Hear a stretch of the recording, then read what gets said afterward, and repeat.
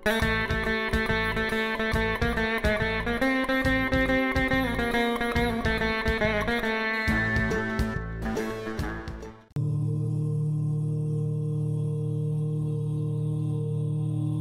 காட்டில் ஒரு நாள் அடைமழை பெய்து கொண்டிருந்தது.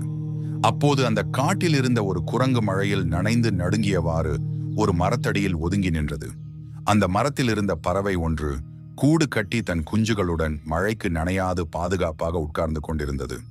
மரத்தடியில் குரங்கு நனைந்து நடுங்குவதை பார்த்ததும் பறவைக்கு குரங்கு மீது இரக்கம் வந்தது.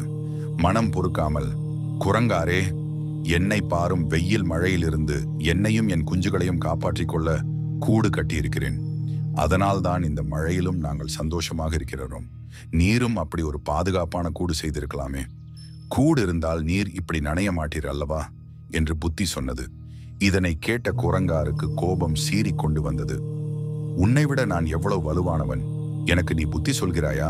இஞ்ச இப்போ உன்னையும் உன் குஞ்சுகளையும் என்ன செய்கிறேன் பார் என மரத்தில் விடுவிடு என ஏறி பறவையின் கூட்டை பீத்தி எறிந்தது.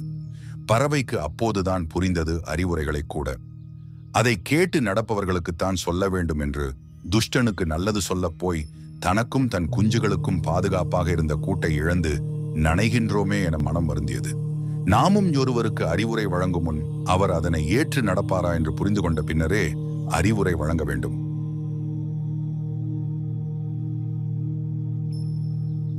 அனைவருக்கும் வணக்கம். இன்றைய சிறுகதை. ஊர் முழுவதும் ஒரு அறிவிப்பு. 400 ரூபாய் இருந்தால் காலம் முழுவதும் உட்கார்ந்தே சாப்பிடலாம். இதை கண்ட பலரும் வியந்தனர். இதை பற்றி மேலும் விசாரித்த போது 400 ரூபாய் பணத்துடன் வந்து சந்திக்க வேண்டிய இடத்தின் முகவரி கிடைத்தது. ஊரே திரண்டு அந்த இடத்துக்கு வந்தது. வெறும் 400 ரூபாயில் வாழ்நாள் முழுவதும் தின்பதென்றால் சும்மாவா?